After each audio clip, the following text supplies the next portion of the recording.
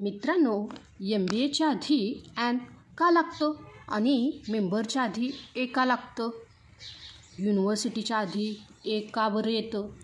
किंवा अम्ब्रेलाच्या आधी ॲन का लिहिलं जातं? ॲन, द कुठे वापरायचं यांनी जर तुम्हाला घाम फुटत असेल तर हा एकच व्हिडिओ तुमच्या आयुष्यातील हा गोंधळ कायमचा मिटवणार आहे. आज आपण आर्टिकल्स म्हणजेच उपपदेचा असा पोस्टमार्टम करणार आहोत की यानंतर तुमची कधीच चूक होणार नाही. तर नमस्कार विद्यार्थी मित्रांनो, मराठी लेक्चरवालीमध्ये तुम्हा सर्वांचं पुन्हा एकदा मनापासून स्वागत. तर विद्यार्थी मित्रांनो, आत्ता अनेकांना शाळेत शिकवलं जातं की जी काही इंग्रजीतील स्वर आहेत काय आहेत बघा. तर ते स्वर आहेत ए, ई, आय, ओ, यू. हे 5 काय आहेत रे? वॉवेल्स. म्हणजे ते स्वर आहेत. काय आहेत बघा हे? वॉवेल्स, ज्याला आपण काय म्हणतो मराठीमध्ये? स्वर. आणि उरलेली जी काही 21 अक्षरे ज्यांना आपण काय म्हणतो बघा? कॉन्सनंट. कॉन्सनंट म्हणजे व्यंजने. काय आहेत बघा? ए, ई, आय, ओ, यू हे इंग्रजीतील 5 स्वर आहेत. तर उरलेली जी काही 21 अक्षरे आहेत ते काय आहेत बघा? कॉन्सनंट्स. म्हणजे काय? ज्याला आपण मराठीमध्ये काय म्हणतो? व्यंजने. काय म्हणतो बघा? व्यंजने.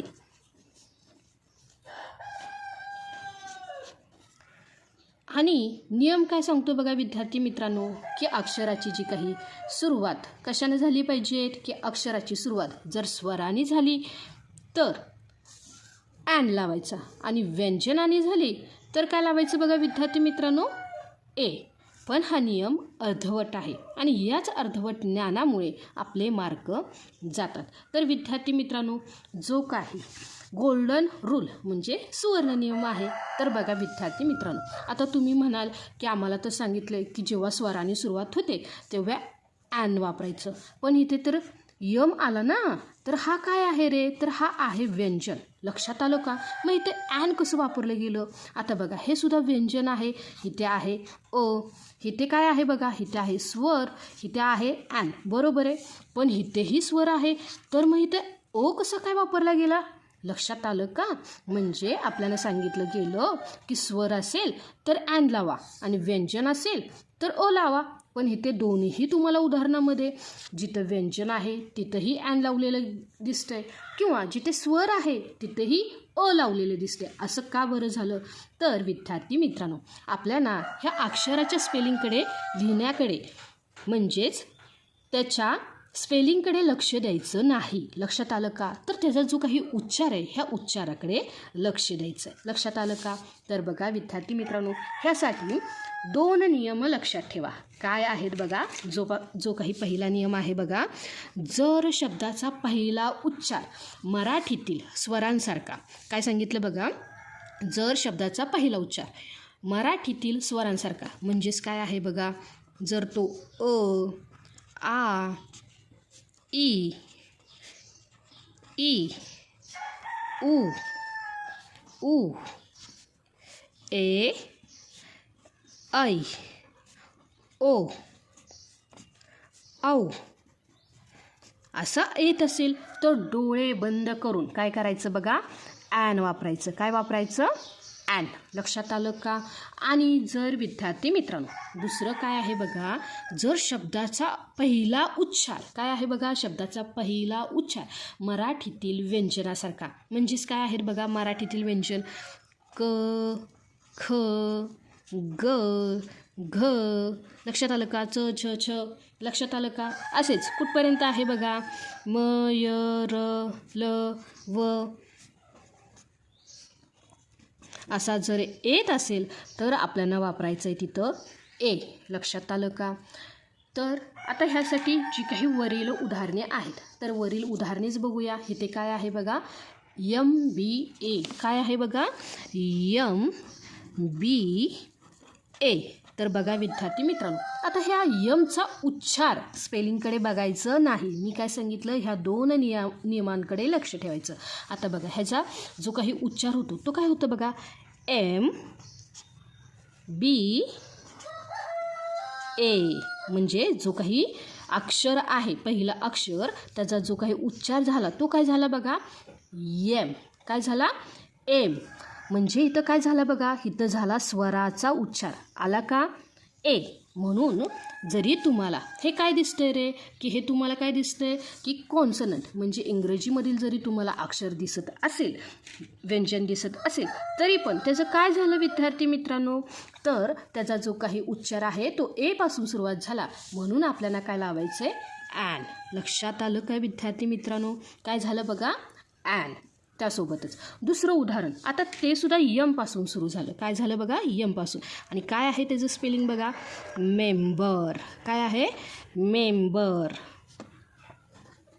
तर बघा विद्यार्थी मित्रांनो, आता आपण बघितलं का, इथे लिहिण्याकडे लक्ष नाही द्यायचं, तर जो काही उच्चार झाला तो काय झाला रे, म.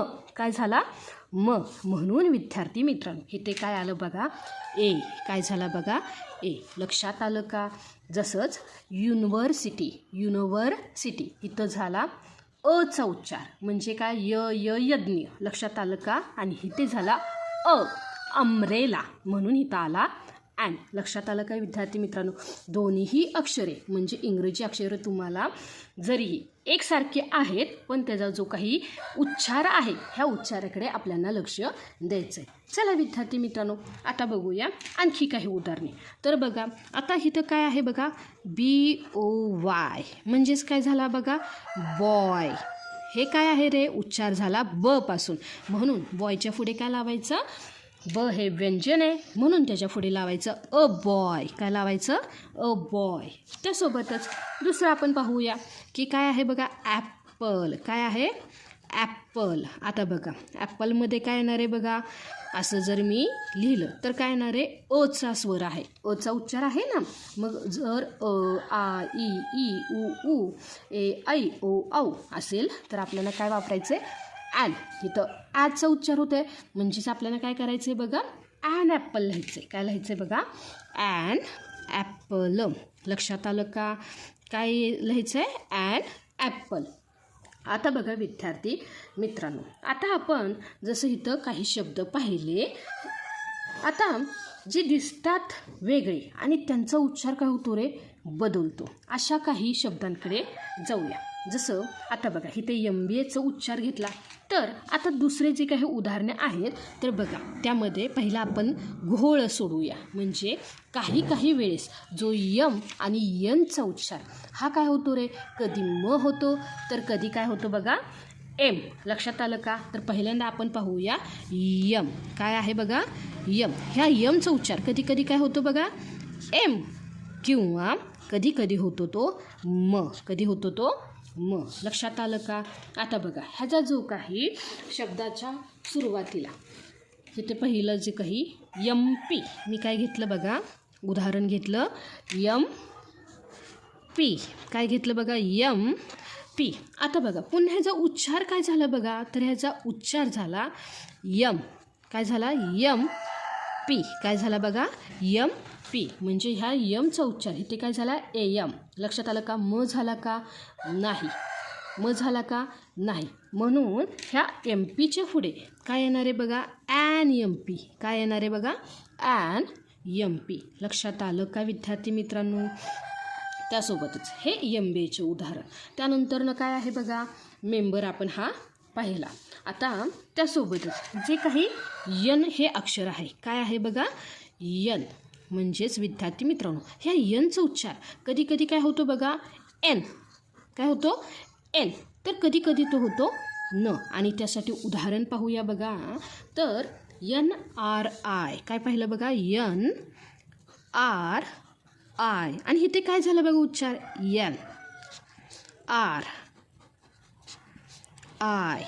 जर काय सांगितलं बघा, इथे ह्या यनचा जो काही उच्चार झाला तो एन पासून, म्हणून आपल्याला काय करायचं आहे बघा, इथं लिहायचं आहे ॲन. काय लिहायचं आहे बघा, ॲन. लक्षात आलं का. त्यासोबतच मी जर दुसरं उदाहरण घेतलं तर ते काय आहे बघा, दुसरं उदाहरण घेतलं मी नर्स. काय घेतलं बघा, नर्स. आता काय झालं बघा, ह्या शब्दामध्ये हा जो काही शब्द, ह्या शब्दामध्ये नचा यनचा अर्थ झाला न. लक्षात आलं का. म्हणून हे झालं व्यंजन. म्हणून इथं काय येणार आहे बघा, ए. काय येणार आहे इथं, ए.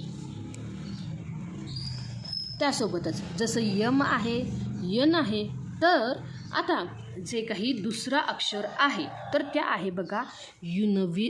काय आहे? यू. म्हणजेच कधी कधी बघा विद्यार्थी मित्रांनो ह्याचा उच्चार कधी कधी अ होतो तर कधी कधी य होतो. अननस, य यज्ञ. लक्षात आलं का? तर विद्यार्थी मित्रांनो आता जे काही पहिलं उदाहरण आपण पाहूया जे वरती दिलेलं आहे तर ते काय आहे बघा, तर ते आहे अम्ब्रेला. काय आहे बघा? अम्ब्रेला. आता ह्यामध्ये जर हा यू बघितला तर ह्याचा जो उच्चार होतो तो काय होतो बघा? अम्ब्रेला. काय होतो? अम्ब्रेला. म्हणजे पहिला जो काही आवाज आहे हा काय आहे रे? स्वर आहे. म्हणून विद्यार्थी मित्रांनो इथे आपल्याला काय लावायचं आहे बघा? An umbrella. काय लावायचं आहे? An umbrella. लक्षात आलं का? त्यासोबतच मी दुसरं उदाहरण घेतलं. काय घेतलं बघा? युनिव्हर्सिटी. काय घेतलं बघा? युनिव्हर्सिटी. चला विद्यार्थी मित्रांनो जर मी लिहिलं तर काय येतं बघा? युनिव्हर्सिटी.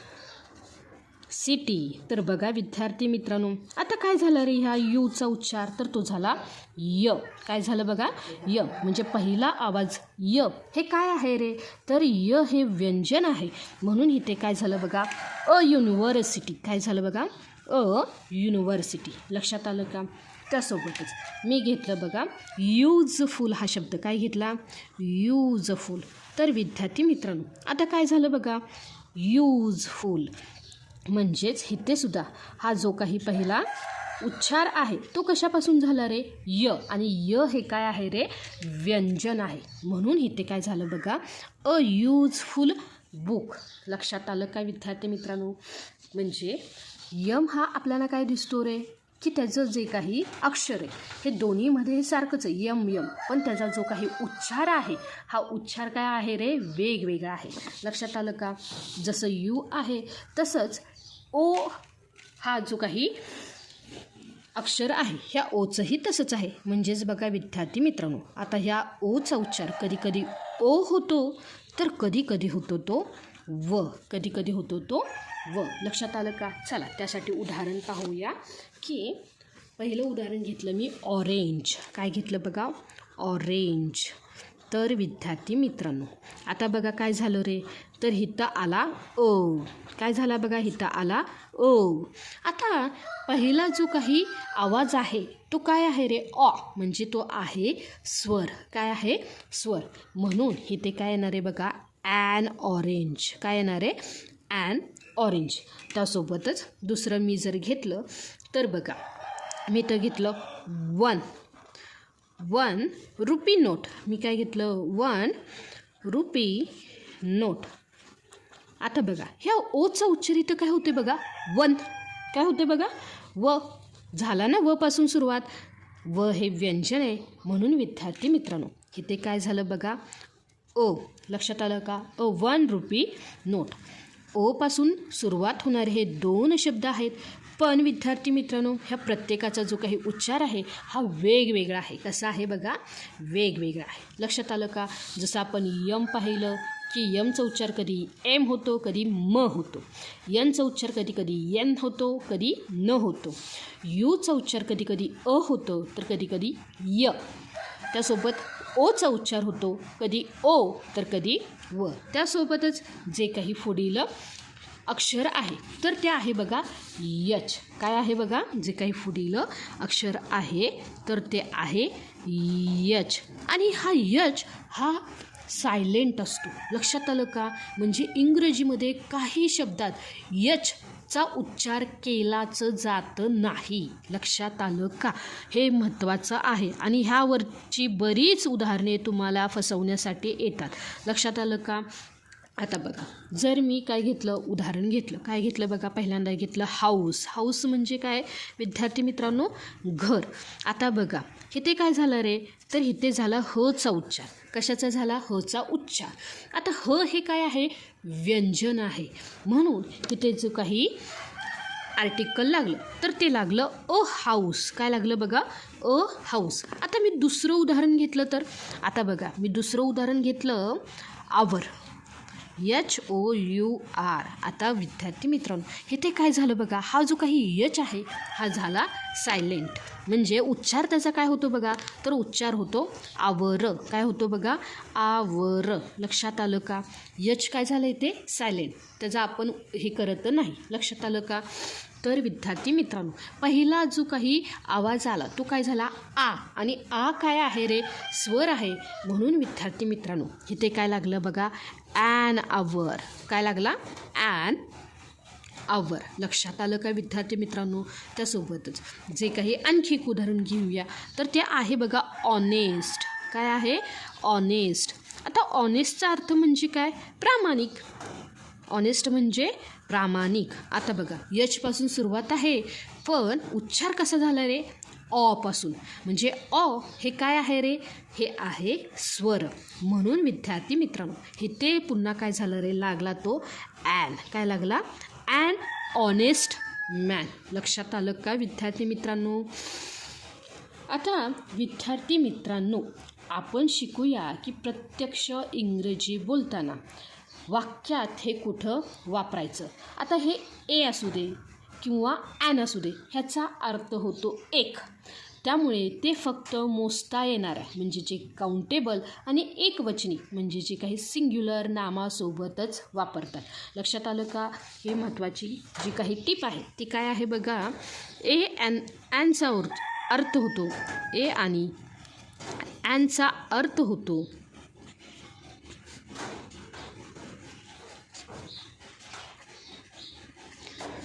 एक, किंवा ज्याला आपण काय म्हणूया, वन. लक्षात आलं का? त्यामुळे ते फक्त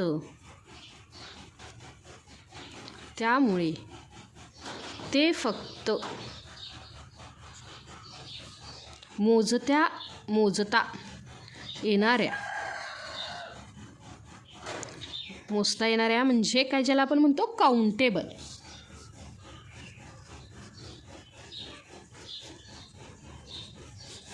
आणि एकवचनी नामासोबतच वापरतात. लक्षात आलं का? एकवचनी म्हणजे ज्याला आपण काय म्हणतो, सिंग्युलर.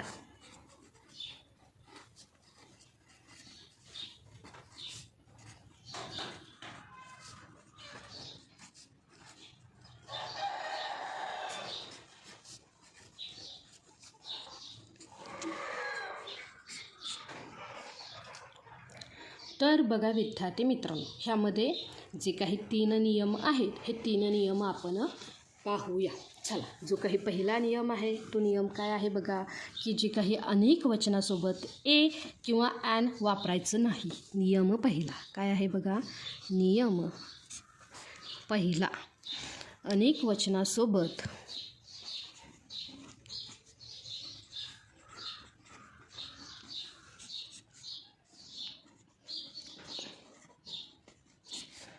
ए किंवा ॲन वापरायचं नाही. लक्षात आलं का? वापरू नका.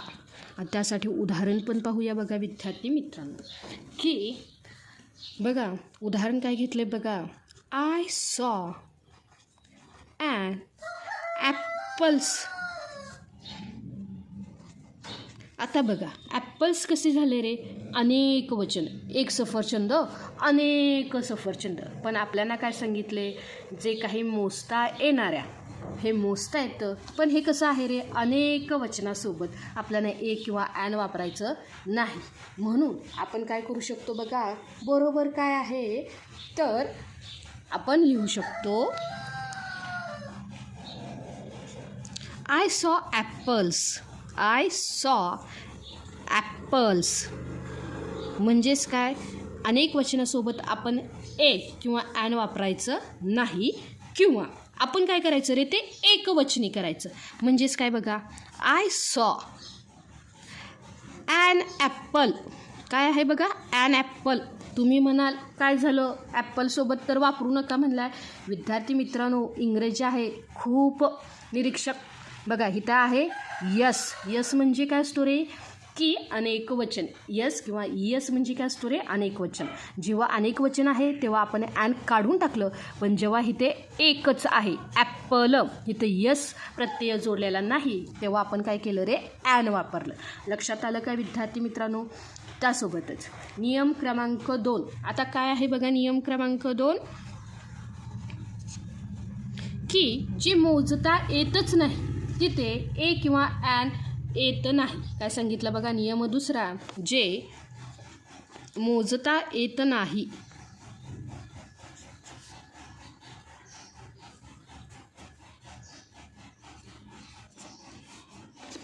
म्हणजेच अनकाउंटेबल, तिथे ए किंवा ॲन येत नाही. लक्षात आलं का विद्यार्थी मित्रांनो? चला ह्यासाठी सुद्धा उदाहरण पाहूया. बघा एक वाक्य घेतलं, काय घेतलं बघा, गिव मी अ वॉटर. आता तुम्ही म्हणाल विद्यार्थी मित्रांनो, वॉटर काय मोजता येत नाही वे, लिटर हाय, मिलीलिटर हाय, आणि कसं मोजता येत नाही? तर विद्यार्थी मित्रांनो, पाणी मोजता येत नाही म्हणजेच काय? तुम्ही म्हणाल ते मापन आहे की ते किती आहे आपण सांगू शकतो, पण ते मोजता येतं का रे? की एका क्लासमध्ये एवढं पाणी आलं आहे? नाही ना. म्हणून विद्यार्थी मित्रांनो, हे बरोबर कसं आहे बघा, तर हे आपण असं लिहू शकतो की गिव मी वॉटर. काय म्हणू शकतो बघा, गिव मी वॉटर. लक्षात आलं का? किंवा ह्याला आपण असंही म्हणू शकतो, give me a glass of water. A glass of water म्हणजेच काय विद्यार्थी मित्रांनो, की मला जे पाणी आहे ते एक ग्लास भर दे. लक्षात आलं का विद्यार्थी मित्रांनो? म्हणजेच जे काही मोजता येत नाही असे जे काही अनकाउंटेबल आहेत त्याच्यासोबत ए किंवा ॲन येतं नाही. लक्षात आलं का? त्यासोबतच नियम क्रमांक 3 काय आहे बघा, नियम क्रमांक 3, की जेव्हा फक्त विशेषणच असेल तर आर्टिकल येत नाही, पण जर सोबत नाम असेल तर येतं. लक्षात आलं का? नियम क्रमांक 3 काय सांगितला मी, फक्त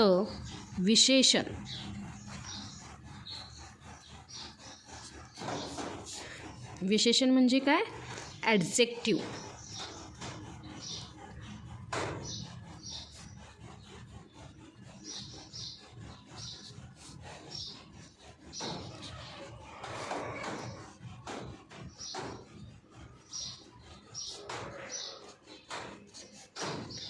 येत नाही, पण सोबत नाम असेल,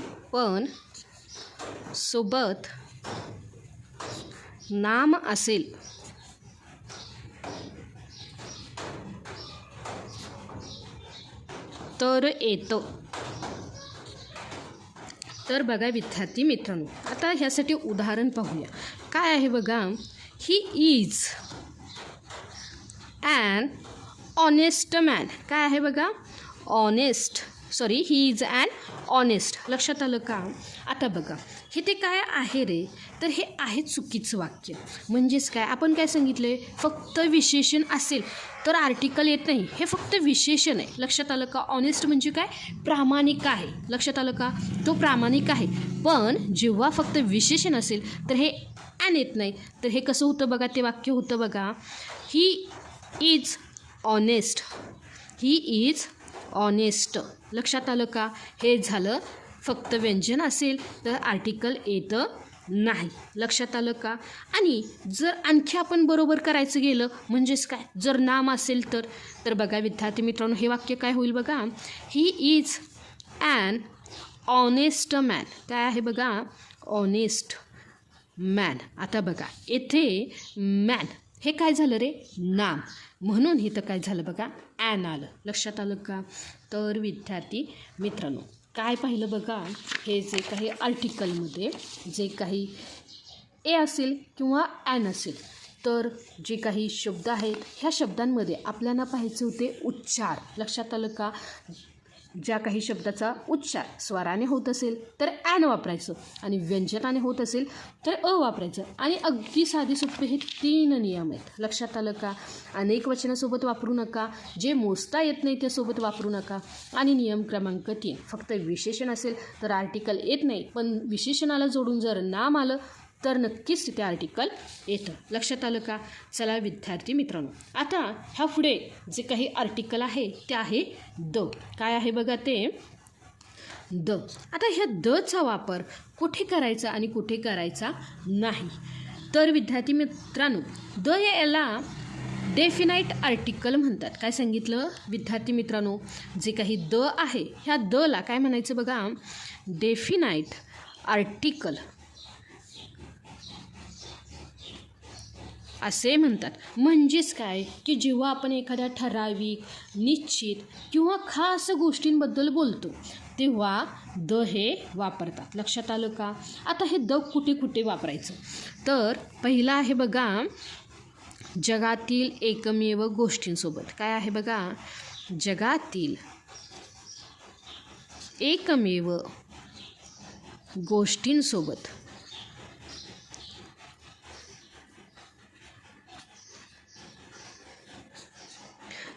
म्हणजेच काय उदाहरण आहे बघा की जगामध्ये काय आहे बघा? द सन. काय आहे बघा? सन आहे ना, द सन. त्यासोबतच द मून म्हणजे सूर्य, चंद्र. त्यासोबतच काय आहे बघा? पृथ्वी म्हणजे काय? अर्थ. त्याच्या पुढे आपल्याला काय वापरायचं आहे? The sun, the moon, the earth. म्हणजे जगातील एकमेव गोष्टींसोबत आपल्याला काय करायचं आहे? द वापरायचं आहे. लक्षात आलं का?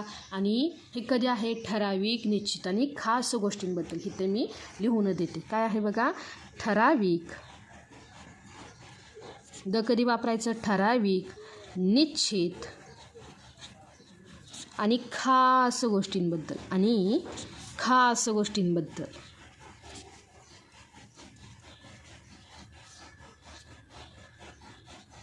चला विद्यार्थी मित्रांनो, आता द आणखी कुठे कुठे वापरायचं? तर जे काही प्रसिद्ध नद्या असतील, पर्वत असतील किंवा महासागरांसोबत. लक्षात आलं का? द आणखी कुठे कुठे वापरायचं आहे बघा? प्रसिद्ध नद्या, पर्वत आणि महासागरांसोबत. आणि महासागरांसोबत.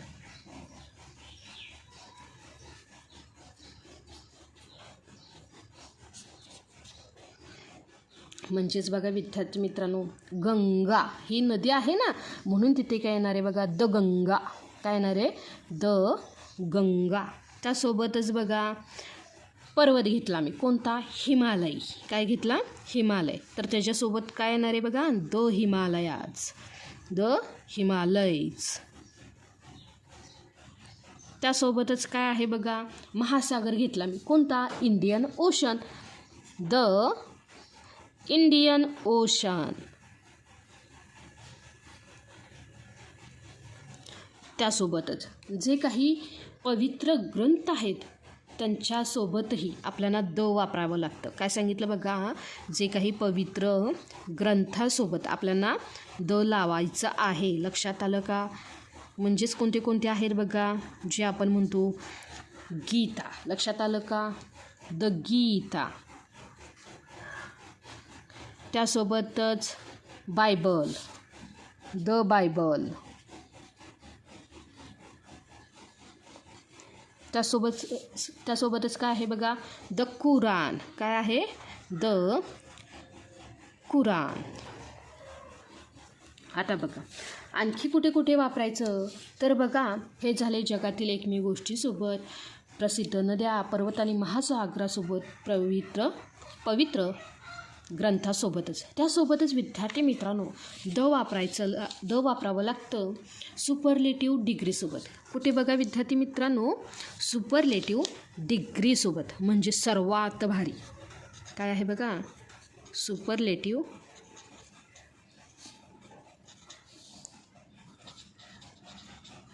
डिग्रीसोबत. म्हणजेच काय? सुपरलेटिव्ह म्हणजे सर्वात भारी. ह्याचा अर्थ काय होतो? सर्वात भारी. तर बघा विद्यार्थी मित्रांनो, ह्यासाठी उदाहरण काय आहे बघा? He is the best boy. He is the best boy. त्यासोबतच काय आहे बघा? The tallest building. लक्षात आलं का विद्यार्थी मित्रांनो? म्हणजे जेव्हा ही सर्वात भारी तो खूपच चांगला मुलगा आहे, लक्षात आलं का? किंवा ती खूप उंच बिल्डिंग आहे, आपण काय करतो सर्वात भारी, सगळ्या मुलांपेक्षा किंवा सगळ्या बिल्डिंगपेक्षा तिचं काय करतो रे, ती सर्वात उंच आहे, लक्षात आलं का? तर सर्वात भारी आहे. तेव्हा आपल्याला काय वापरायचं आहे? The tallest building. त्यासोबतच आता बघा दुसऱ्यांदा उल्लेख करताना म्हणजेच काय बघा विद्यार्थी मित्रांनो, जे काही 5वा आहे ते काय आहे बघा, दुसऱ्यांदा उल्लेख करताना. चला ह्यासाठी पहिल्यांदा काय करूया, उदाहरण पाहूया, म्हणजे तुम्हाला समजेल की दुसऱ्यांदा उल्लेख करताना म्हणजेच काय. बघा मी उदाहरण घेतलं, आय सॉ अ डॉग. त्यानंतर द डॉग वॉज ब्लॅक. आता बघा विद्यार्थी मित्रांनो, पहिल्यांदा कुत्रा काय होता रे, सामान्य होता की मी त्या कुत्र्याला पाहिलं, लक्षात आलं का? म्हणजे तो सगळ्या कुत्र्यांसारखा होता की मी त्या कुत्र्याला पाहिलं. आणि दुसऱ्यांदाच मला कधी कळालं रे की तो कुत्रा काय आहे रे, ठराविक कुत्रा आहे. कसं काय? कारण तो कुत्रा कसा होता, काळा, म्हणून तिथं काय आलं बघा, लक्षात आलं का? पहिल्यांदा तो कुत्रा कसा होता रे, सगळे कुत्रे असतात तसेच की रे मी कुत्रा पाहिला. आणि दुसऱ्यांदा तोच कुत्रा कसा होता रे, काळा होता, म्हणून इथं आपल्याला वापरायचं आहे लक्षात आलं का? आता बघा हे झालं की हे कुठे कुठे वापरायचं. आता जसं आपण नियम पाहिले की अ किंवा ॲन कुठे वापरू नये, तसंच कुठे वापरायचं नाही. तर बघा इथे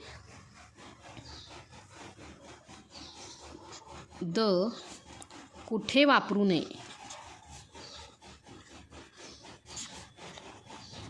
तर पहिल्यांदा समजून घ्या, जी काय माणसाच्या नावाच्या आधी म्हणजे राहुल, लक्षात आलं का? सोनिया, इथे वापरायचा नाही. म्हणजेच काय आहे बघा, माणसांच्या नावाआधी वापरायचा नाही.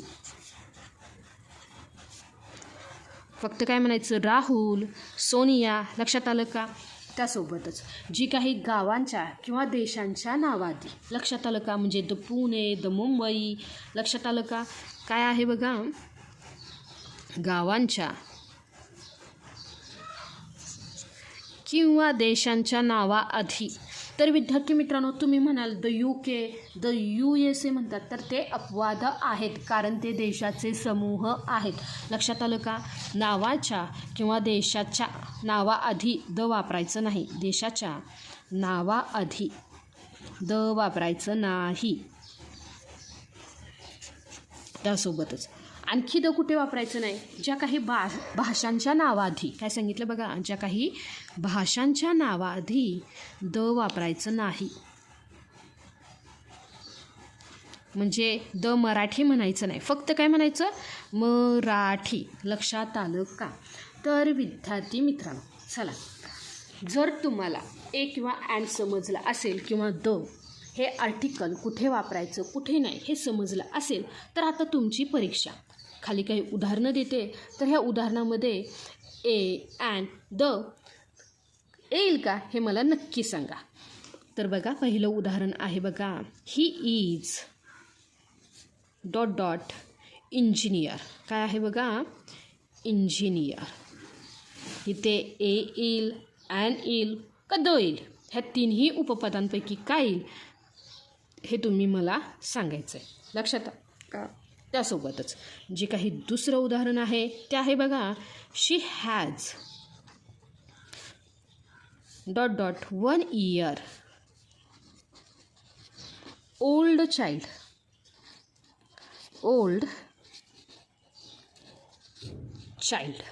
त्यासोबतच जे काही तिसरं उदाहरण आहे ते आहे बघा, आय लव